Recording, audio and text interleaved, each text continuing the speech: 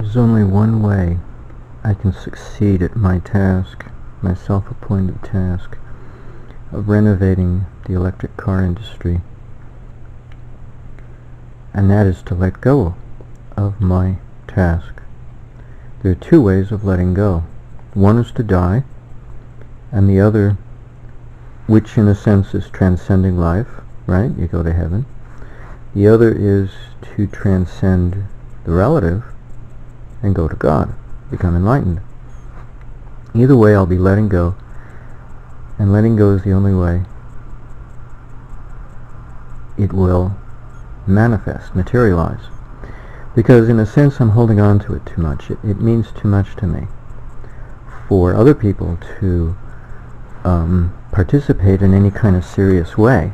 You know, I'm trying to drum up support or interest in other people so that it becomes a movement. It isn't just, oh, look what I did, you know, kind of thing. You know, I did it on the simulator, but that's it. And I know if I went any further, it would be the end of me. So, because I'm not enlightened. I don't have support of nature. Well, what should happen if I should become enlightened? I'll probably die anyway. Because the amount of hatred that I've managed to engender and inspire, I've inspired probably more hatred among people than anything else. Maybe because I'm so unabashed, you know, I have no shame. You know, I should be ashamed of myself, right? Any decent person would be ashamed of themselves promoting such an idea, knowing the consequences. That it would change society to a drastic degree, and change is stressful. So I'd be creating stress for people. I should be ashamed of myself.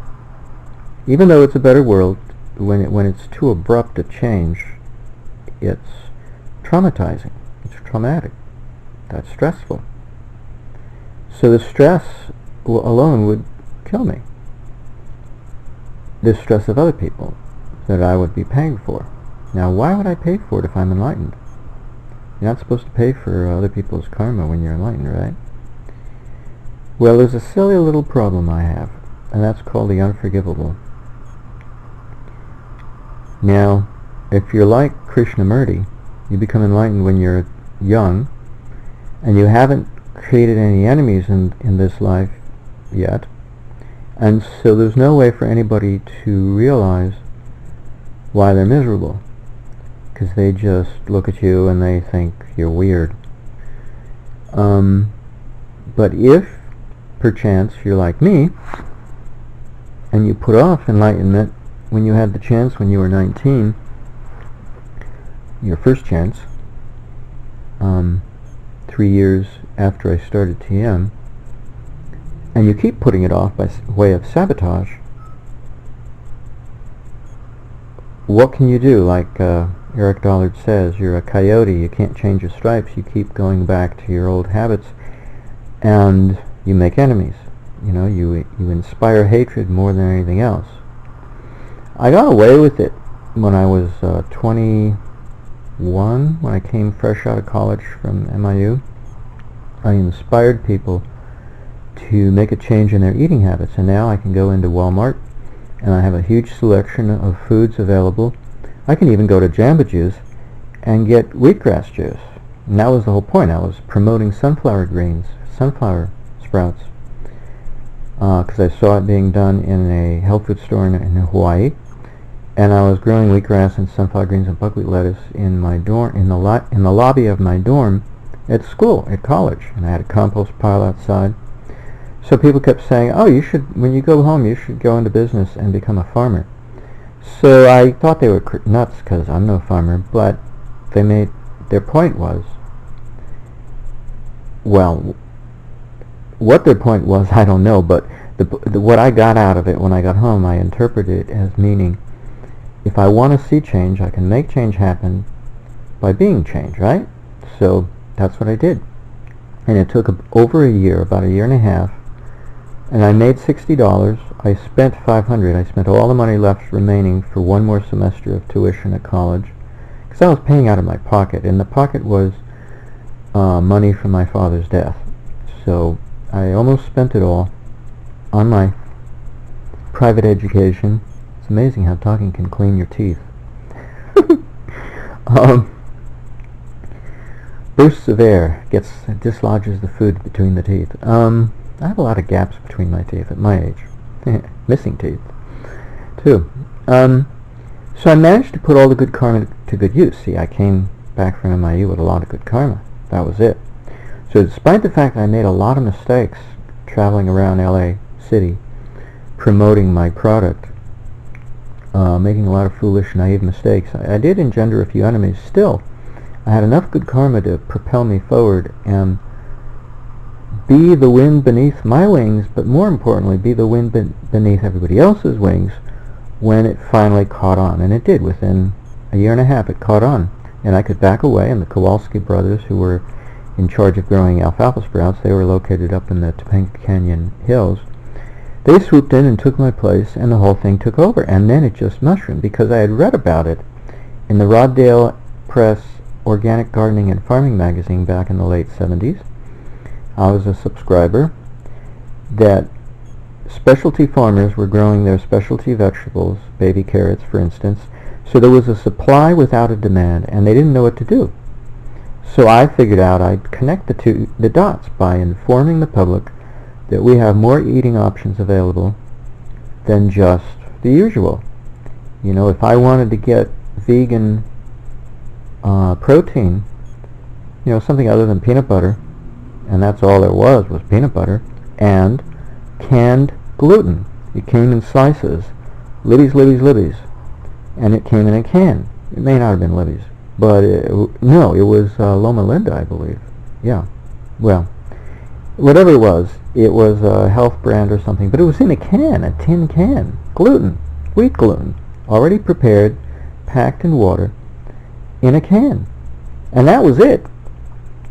So now I can go to Walmart and I can get more than one choice of brand of vegan wieners.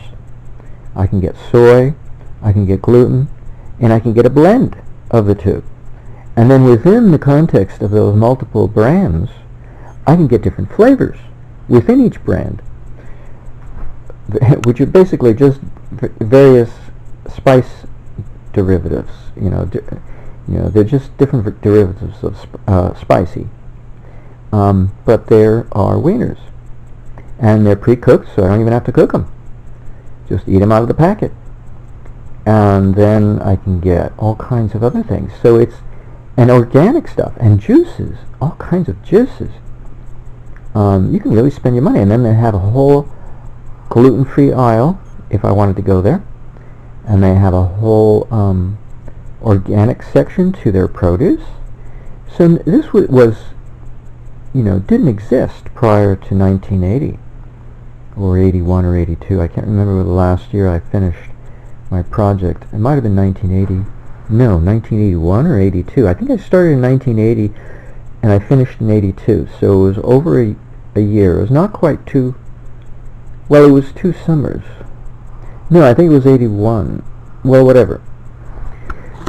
So prior to 1980, this phenomenon had not yet taken place, and probably somebody else, you know, would have done it, but I did it. I didn't get the credit, and I didn't get the money. I didn't make any money, spent money, but I got my task fulfilled. I managed to improve our selection of foods, and that benefits everyone. Everybody can understand that. We all want more options. Well, when it comes to energy, we don't have more options, and frankly, nobody wants them. And I engender more hatred than anything else. So now, if I go out, if the only way for me to succeed is to die, and or if I don't die, the only other option is to transcend mortality and not need to be reborn, and then I'll die. Because I've engendered hatred. You know, when you have the unforgivable sin, like Krishnamurti, if you don't make enemies in that lifetime, once you become enlightened, all that happens is you're miserable for the rest of your life.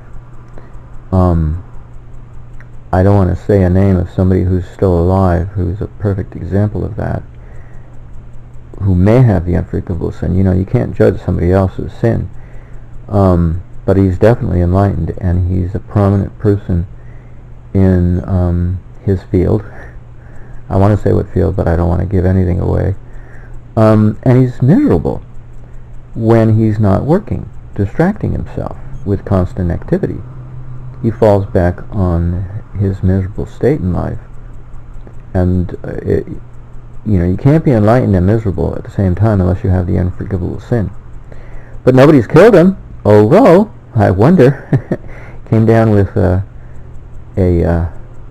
disease recently that would have killed him, but he had some treatment and it's kept him alive. So I guess he has a mixed blessing of people who will both love him and hate him. But when you have the unforgivable sin, you're miserable anyway, regardless of whether or not you have admirers or the opposite type of fan club. I don't have enough admirers who support me. I have a few, and that's nice, but it's rare. They come along on rare occasion, and they're poor like me, although I do have some good karma that keeps me alive. But I have no... I usually run out of money from my bank very fast.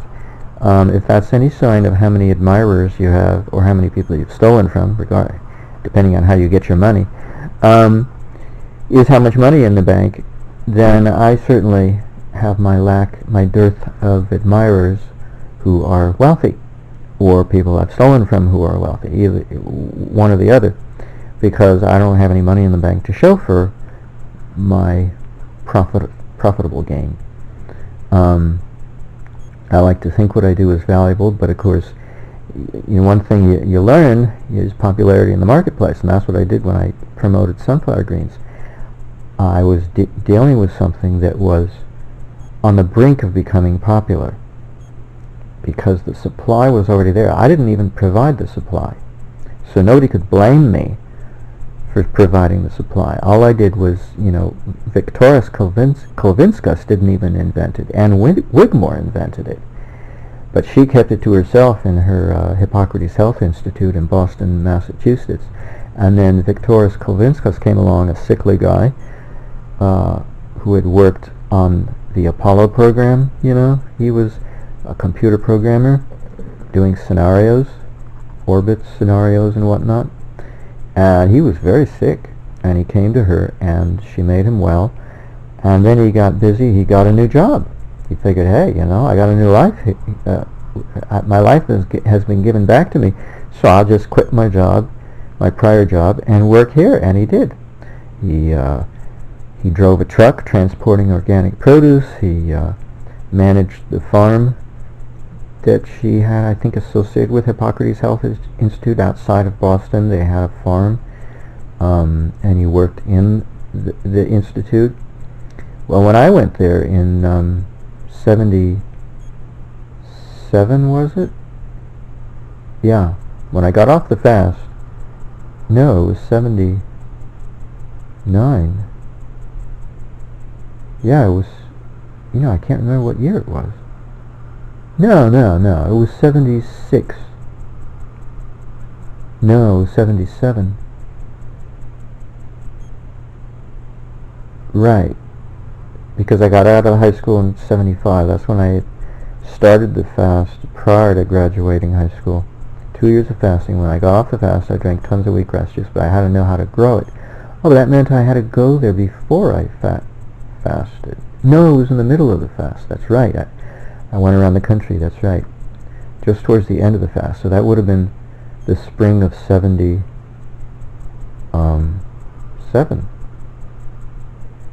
That was 76. Whatever. It was somewhere in there.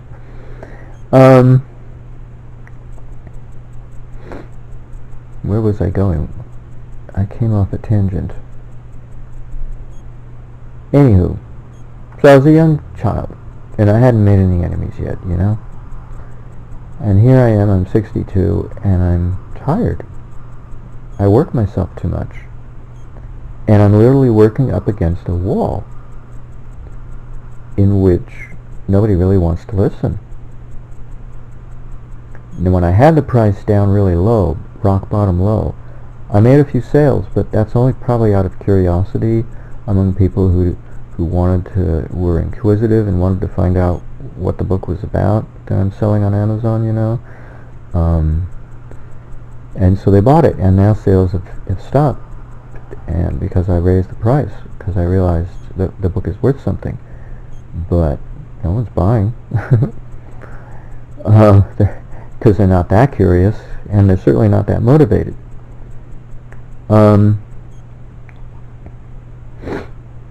Now,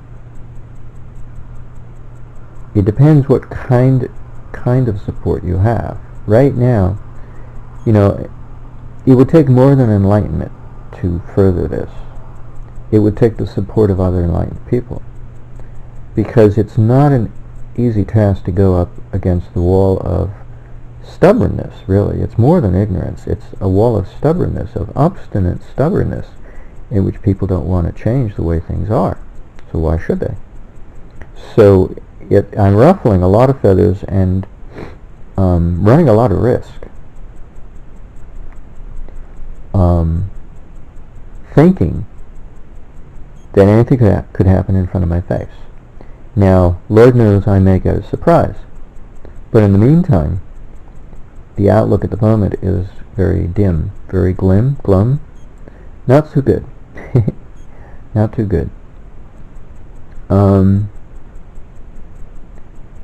I'm not dumb, or I'm not that dim. You know, it's not like I don't know that people are not merely ignoring me. You know, there's different stages of ignorance. There's the stage in which you hope the annoying person will go away. And then there's the stage in which you become annoyed that he's not going away. So that's when things start to heat up and get nasty. And most of the time I don't have to confront that, because I don't. But once in a while I do. And I find out how much hatred there is already, because other people have gone before me and have plowed the field of hatred among those who don't want to listen. And some of them are scammers, but some of them are not, and it doesn't matter. Either way, they are engendering a lot of hatred among people who are kept ignorant on the topics, so they don't know the difference between a scammer and the truth. They think it's all a scam.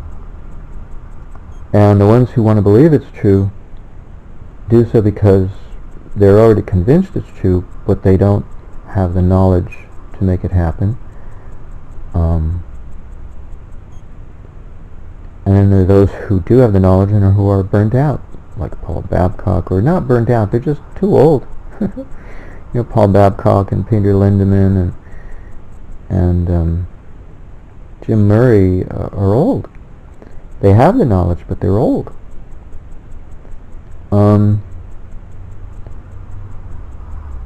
Aaron Murakami has his hands full running all of his businesses, so he's making money, but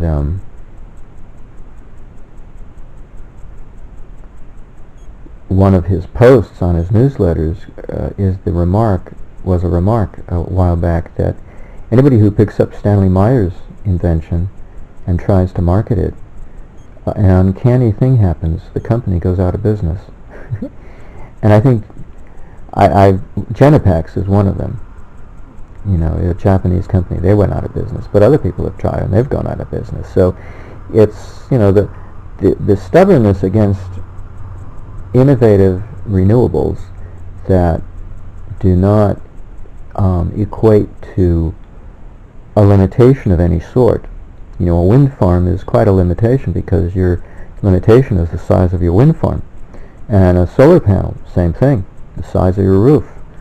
So you want more energy and you have to pay for it with real estate. And you shouldn't have to. You shouldn't have to. The only thing you should have to pay for renewable is the innovativeness, the intelligence of the innovation behind the renewable. And solar farm and wind farm, or solar panels and wind farm, are not intelligent. They're renewable, they're smart. They're smart, but they're not intelligent because they have their limitation. And a few TED Talk speakers have drawn attention to that fact and say, see, renewable is not the way, and one even said, well, let's go back to thermonuclear. That's not the alternative to the limitation of renewable. So I've engendered a lot of hatred among people by trying to incorporate this idea that, hey, do you remember 100 years ago we had transients blowing up the power station of the electric trains in New York because the Edison company supplying DC power to the electric railway system in New York City was blowing up under the city because they didn't understand transients, and they had to hire Charles Proteus Steinmetz to figure out the problem, and he solved it. Transients are their own source of energy. They are their own source of renewable energy. They self-renew themselves. You have to have sunshine to renew the solar renewable. You have to have wind, and when the wind dies and the clouds come, you don't have renewable anymore. So that's another limitation. See all the limitations we have built into our system? So that's why we get tax incentives and tax breaks for those renewables, because they have their limitations. But the true renewables are the ones that are self-renewing, the ones that have no limitations whatsoever other than our lack of intelligence and our stubbornness against doing them. So I don't have the karma to succeed. All I have the karma is to understand. And I'm looking at failure, basically, to go any further. I've got a brick wall in front of my face, so to speak, in which I can talk all I want to, I can write all the books I want to, but it's resulting in no positive result that I will get to live to see, because it's engenders hatred as the wrong kind of response, the wrong kind of inspiration. It shouldn't engender hatred. It should engender something nicer, So, it's just one of those things. What can you do? What can you do? I did the best I could.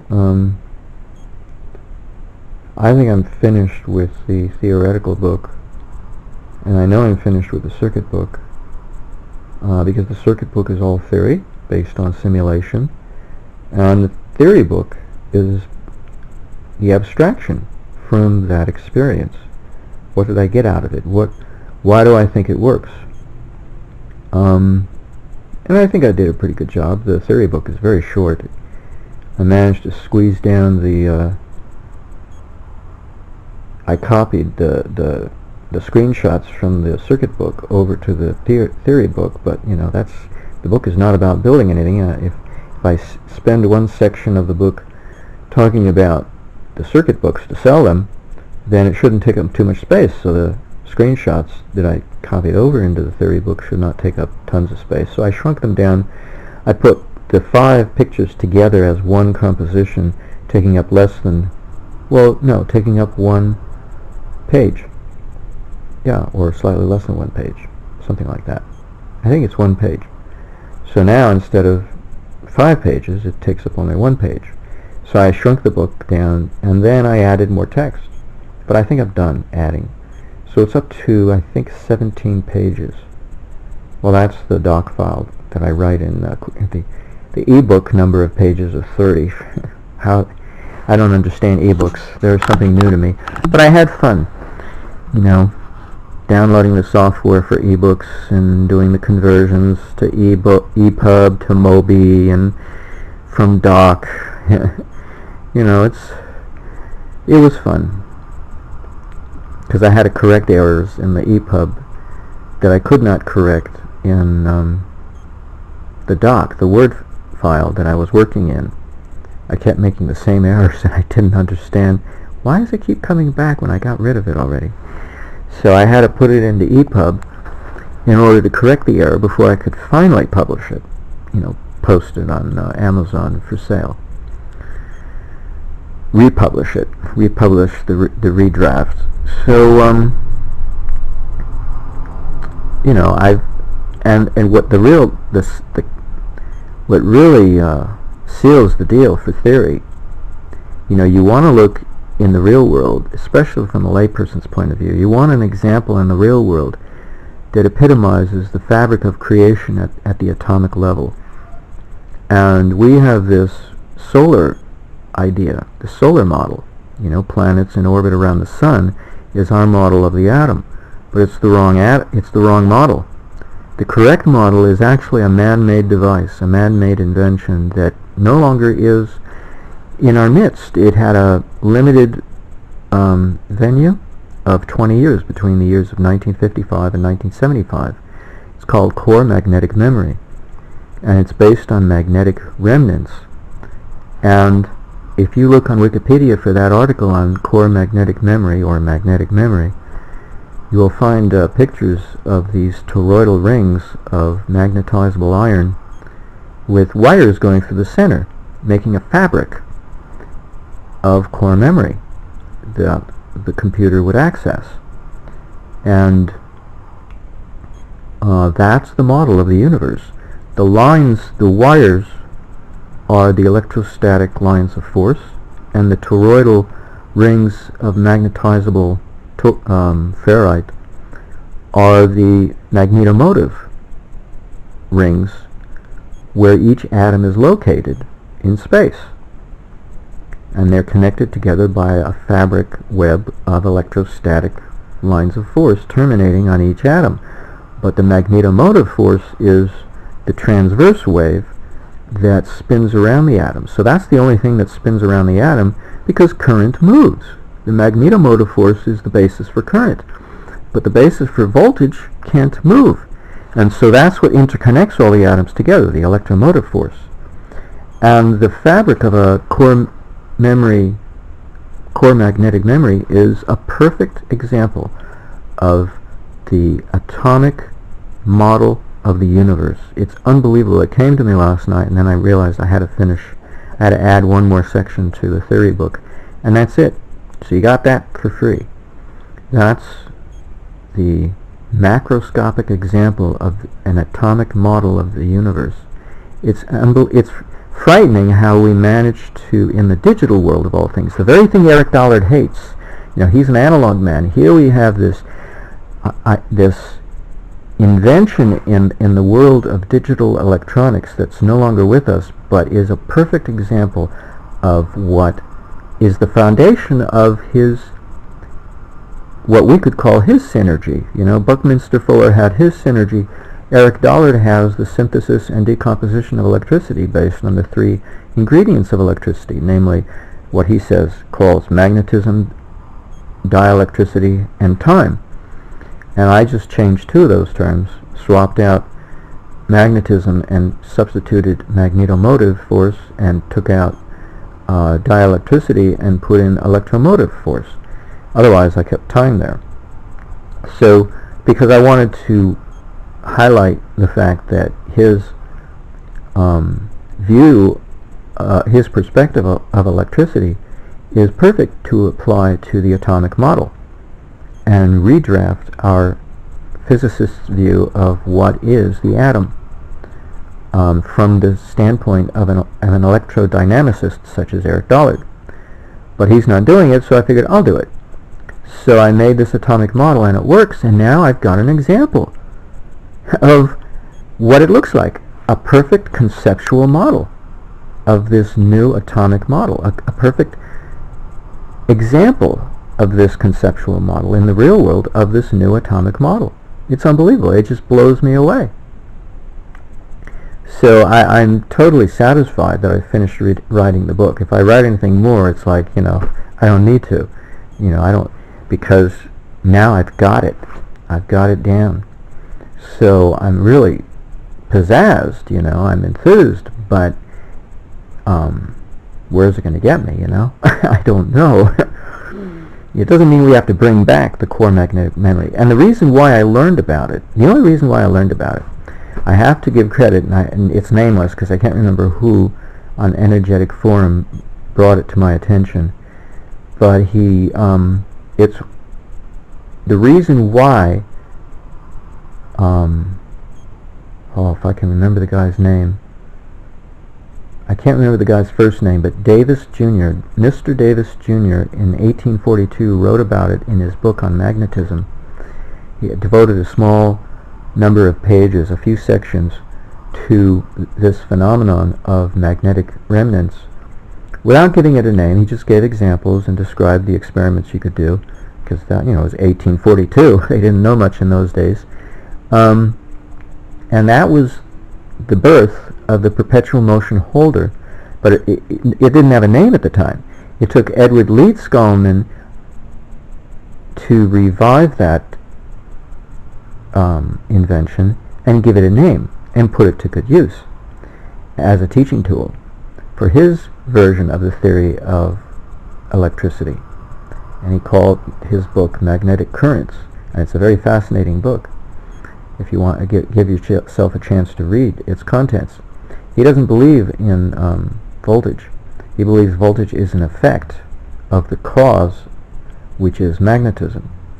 And so both current and voltage arise out of magnetism, so he doesn't even believe the voltage exists. If I've read his book correctly, if I'm quoting it correctly, I think that's his view. But he says there's two different currents and they go in opposite directions simultaneously. And that's very interesting because we already know that to be true. We have the conventional direction of current, which is pointed out to us by the direction that diodes are pointing in, and then we have the electron theory, which goes in the opposite direction. That current comes out of the negative pole of the battery in the form of electron flow. So it's funny, we already have the two opposing directions of current already. We just say that, well, we don't subscribe to the traditional view anymore, so we can, because it would fight itself, and then we'd have zero current flow. But Edward Leeds Skolman solves that riddle, or conundrum, that paradox, by claiming that, well, each current is different. They're unique, so they don't conflict. They are monopolar. They are not dipolar, and so they can't possibly conflict, because even though they go on the same path, and he shows the corkscrew path that Eric Dollard subscribes to and Peter Linneman subscribes to, that current takes when it travels down the line, the wire. But he says it has to take the same corkscrew. In other words, it doesn't go in the opposite direction. If it's clockwise down a path, it doesn't take the counterclockwise. It takes the same counterclockwise path or whatever. It just goes in the opposite direction along the same path. So it's amazing that certain ideas, when they're good ideas, they keep coming back. They don't die a quiet death. They keep getting revived. They get reborn. But this core magnetic memory is a perfect example of this idea of mine to take Eric Dollard's theory of electricity and apply it to our atomic model to give it an update, to give it a major facelift, and take it out of the hands of the physicist and put it back in the hands of the electrical engineer and electrical technician, where it belongs. Electricity belongs in the hands of the specialists who specialize in electricity, not in the physicist who specializes in the nucleus of the atom. They should keep their business in their own affairs and not leave and not go out and monkey around in other people's business, because they're making a muck of electrical dynamics. It's amazing. It'd be like me trying to tell the physicists what to do, and yet I have to, because they've already made their mistake. See? So this is why I get people angry. And so instead of blaming physicists, which are considered holy priests, they blame me. Because, and this is a very important principle. Let me give you an example. Somebody on Energetic Forum baited me with his own egotism to see if I would become angry. In other words, to see if I could exhibit a greater degree of egotism than himself, so that he could point the finger at me and say, see, you're an egotist, when all the while he was using his own egotism to bait me, to bait the hook, to bait me to see if I would take a bite, and I did. I do have a bigger ego than he does. I'm just older and more worn out than him. But, yeah. But it had to take his own egotism to bait me, to lure me into his fishhook, to see if I would bite, and I did. So it's really, entrapment is an act of evil. It's nothing short of an act of evil. To tempt somebody with evil to see if they have a greater evil than your own, that you can point them out and say, oh, see, look, we expect better of you, because you're a politician, right? You're promoting something, right? An activist is a politician of one, in which nobody else believes in you but yourself, and you go around promoting your view, just like politicians do. It makes you an activist, because nobody voted for you. You voted yourself into office. You've given yourself the task. So it is a political stance to take when you're an activist. It's just you have only yourself. You're lucky if you have anybody else. And I do, but it's not a lot. Mostly I have hatred, because they figure, oh, we've seen it before, it's nothing new, it's a con job. So it's not like they already know me, they just know the subject. They think they know the subject. Well, my mother was the same way. Oh, I know all about meditation, it's Hinduism, we're Jews, we don't believe in that. And so I had immediate resistance. But my stepfather, he couldn't care less. He signed the parental authorization form to release me from any binding liability should I transcend and enjoy it. So, as a minor, I got his permission. I just had to earn the money myself to start transcendental meditation. But be that as it may, I had immediate resistance from my own mother. But here I'm getting resistance not from the motherhood of nature, so to speak, but from her creatures, namely all the people who don't give a damn. They're incredulous to think that it's even possible, because they think either I'd be a multimillionaire, yeah, right, if I succeeded in promoting this, or they'd all be giddy with happiness.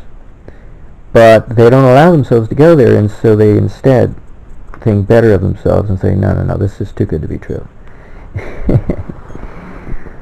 Well, I guess if you don't want to take the trouble to figure it out, or read about how somebody else has figured it out, but see, they don't believe it's true, so they don't want to try to figure it out or believe it, or try to understand what somebody else has figured out. So, anywho, I have a weird situation on my hands, and I exhaust myself when I write. It really exhausts me. But I'm obsessive because I don't know what else to do with myself. It's hard for me to let go. And the irony is that if my son did come back to me, my creativity would go to zero. It would turn off immediately, because I'd have very little bodily energy. I would be all taken up by my son, and that would be the end of it. My creativity would go out the window. In fact, if I had a girlfriend, probably the same thing would happen. That's not entirely true. When I was with Samantha, my intuition would hit me, but it was things that were more mystical, abstract, philosophical, not concrete, not electrodynamics. Because even though electrodynamics is an abstraction, it's an abstraction of a concrete experience that's common to people, because we know how to mathematically model it, or else we wouldn't have simulators, right? So we know a lot about it. But the things I came up with were things that nobody knows anything about, and so they're considered metaphysical, of no practical merit,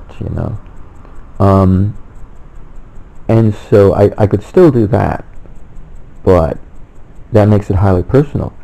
which makes you wonder if that was my fate in this life, is to only come up with novel ideas that are metaphysical and nothing practical.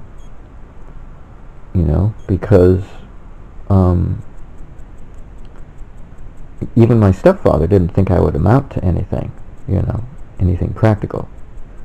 Well, yeah, it was his way of saying that I had a hate relationship with him. He didn't want to admit it until his wife was ready to divorce him. Then he wanted to blame me for his failed marriage, but he didn't want to admit it prior to that, because he was still enjoying himself. He was, nobody was threatening his position yet, except me, and I had no social standing in his view, because I didn't eat meat. So I was antisocial because I did not eat meat. Now I eat fish, and I'm a hermit. So, go figure.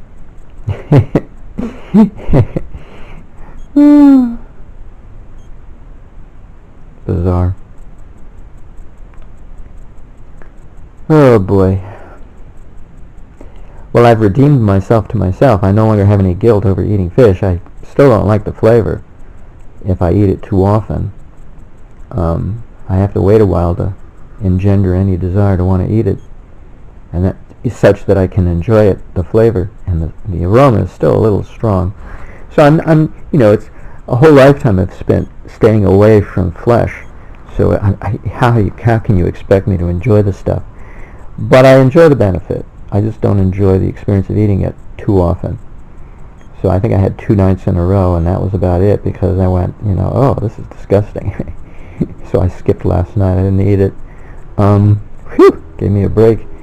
But it does keep me grounded. But it doesn't change my karma. It only changes my physical karma. It doesn't change my social karma. My social karma is boiling with anger. My interpersonal karma, I've engendered a lot of hatred. In today's world, nobody really wants to rock the boat. They just want to fit in their little nook, in their little cubbyhole, fit in and into the fabric of of society, and not make any waves. Don't be too innovative.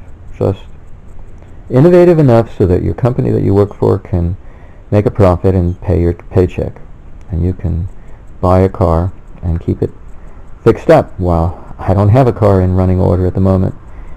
In fact, I'm surviving on the bare minimum. But at least I have my health. I have food. I have water, and I have a means of keeping myself busy. But I'm accumulating hatred, and that's can only go so far. It can only go so far.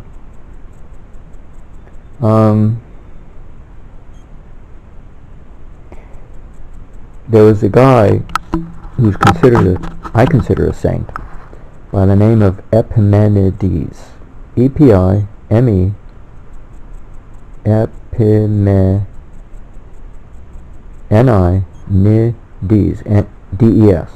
Epimenides of ancient Greece, who lived to be 299 years of age, because he reached enlightenment while he was still a child. He was like, 9 or 10 or something. He was a very young boy. He was a sheep herder, and he fell asleep in a cave. He was out looking for his lost sheep. Instead of counting sheep, he was looking for lost sheep, and he fell asleep in a cave for 20 years. And this is the basis of the Rip Van Winkle story. The legend comes from this legend. And he woke up, came back, nobody recognized him, because he was 20 years later. So they thought he was whatever, abducted, abandoned, died, who knows, because they never found the body, right? He fell asleep in a cave. So, and he claims that he realized the universal connection of all things during this period of extended somnambulism. Well, he had the uncanny gift of foretelling somebody's future. But he had a scruple, and that was he never told you your future if it was not good news. He kept his mouth shut. Well, I don't seem to know how to keep my mouth shut. And although I may be, I hate to use the word divinely inspired, but that's what transcending means. You know, it's common among meditators, so it's not. But see, how many meditators are there on this planet? Most people are not meditators, so they think, oh my God, you're so full of yourself. No, it's just I'm more fortunate than you are because I took the trouble to understand the value of meditation, and TM is the easiest way to transcend. Not that it's the only way. They don't have a monopoly on it, although they do seem to have the popularity of it because most people are TMers, but they don't have a secret patent on transcending. They just have a secret patent on making it easy to transcend. So it's easy to become inspired by the transcendental consciousness that is the it's in the likeness of God. You know, that's our nature, is to be in the likeness of God. So it's easy to transcend and be inspired, but that doesn't mean I make friends with what I have to offer, because I'm using it in a way that is socially not cool. It's not acceptable in the industrial countries of the industrialized nations of this planet. It doesn't make friends. You know, you'd be friends in third world countries. I'd be better off moving to Africa or something, you know. But you'd never hear from me again. I'd be out in the bush, and there's no money there to do anything with. And not to say that little schoolgirls in the deepest heart of Africa have not come up with free energy devices, and they had the wherewithal to put it together and make it work and win their science project. You know, just like, what was her name? Shawnee Bogman of Coeur d'Alene, Idaho, who had the personal assistance of John Bedini, won her science fair project. Likewise, there's a pair of girls in Africa who did something similar. They came up with a science project device, generator device that won their science fair project because it was over unity. So it does happen on occasion. Children will amaze us, but those are like two examples. How many times does that get to happen, you know, on this whole planet? Not too frequently. I managed to simulate it, and so everybody has the option not to believe that it's true, even though it's a $2,000 simulator, over $2,000 simulator. And I didn't pay for the simulator, and so I was forced to keep the circuit simulation simple, because otherwise I'd get an error message saying, too many components, you got to register the software if you want to make it any bigger, your circuit any more complicated. So I had to keep it simple, and still I came up with an over unity design despite its simplicity, maybe because of its simplicity. But still, that doesn't win favors from anybody, you know, in the sense that it doesn't win friendship. It wins a lot of enemies instead. I have better luck staying in the metaphysical realm of yoga or philosophy than I do sticking my nose in the world of the electrical engineer, who is dominated by the physicist and controlled. It's kind of like, what do they call it? S&M? SNL? Sodomy? Sadism and masochism, the way the physicists run the lives of the electrical engineer. It's like whips and leather and chains. It's amazing. But that's literally what it is. That's the sexual relationship between the physicist and the electrical engineer. It's bondage. It's sexual bondage. Because it has so much passion. You know, this conservation of energy, which Eric Dollard says is a lie. He says it in his presentation, his 4-hour presentation that Aaron Murakami put up on his channel, the origins of the synthesis of energy. What's it called?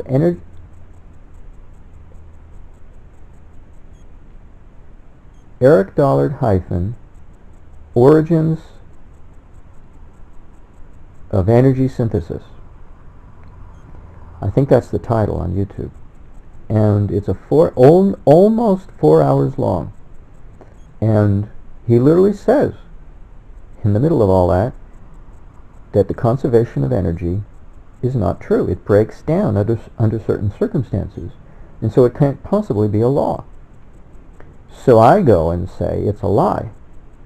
I'm bold enough to say that on my blog, Define the Atom.blogspot.com, I go so far as to say that physics is a lie. I used to have it as my description and my back cover blurb for my books on Amazon, but I thought, it's a little harsh, I better change it. So I went to a milder version, something more user-friendly. I'm trying to sell, I'm not trying to put people off, but I would like to think. But I was just reiterating what he already said, and I forgot, see, because I read about it and I forgot about it, and then I got to be reminded, oh, Eric Dollard said that, and I had already read about it, so no wonder I'm saying that. I'm just a little harsher. I use the word lie instead of it breaks down. But it's certainly not a law. Whether we call it a lie or we call it a breakable law, regardless, it's not a law. It holds for force, though. I'm willing to concede that it holds for force, but it does not hold for energy, because energy is not atomic, it's molecular, and so anything that breaks down, the law has to go with it. Laws only work for non-divisibles, like atoms. But atoms are not atoms anymore. They've now taken on the status of a molecule, even though we still call them an atom. And then we have subatomic particles. But atom means indivisible. That's what the whole purpose of the word, when the word was coined by Democritus of ancient Greece. So we're not even using the word properly anymore. We haven't changed our tune. We haven't changed our use of the word, but to apply to force only. And then we could say conservation of force. Time, conservation of time, conservation of electromotive force, conservation of magnetomotive force. Then, okay, But instead, you have to go to a different law, and it's called continuity of electricity. So Eric Dollard quotes that you have to maintain the continuity of electricity, or continuity of current. I think it's continuity of electricity. Continuity of energy? No, it's not energy. Continuity of electricity, I think it is. And it was actually invented by Heaviside, I think, and somebody else in Heaviside's era. So it's not that Eric Dollard does not subscribe to conservation, the basic theme of conservation. He just does it. He doesn't apply it to energy, because energy is a combination of ingredients. So it can't possibly be conserved, because you can break it down. So this is just a consequence. One of the things that Krishnamurti said is one of our problems is we don't take thought to its natural conclusion.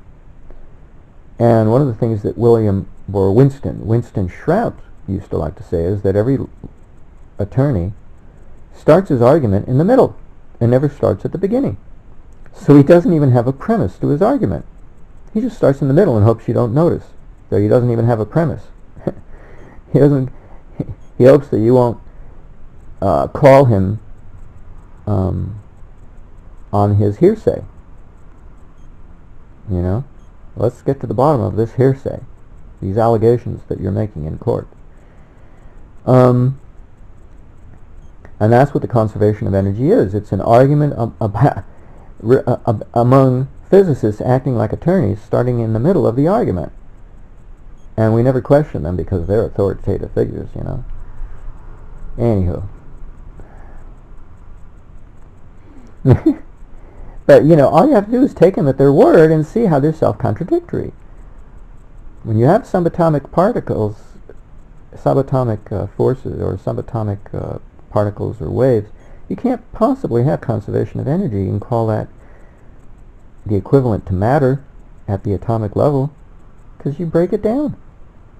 So E doesn't equal mc squared anymore, because it's been broken down into something smaller. So it can't be conserved. There's no way. It can't be maintained, because that's what conservation means.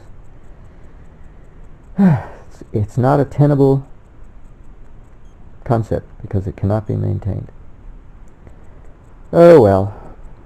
So, these are my fears and my suspicions and my complaints and my peculiar way of looking at things.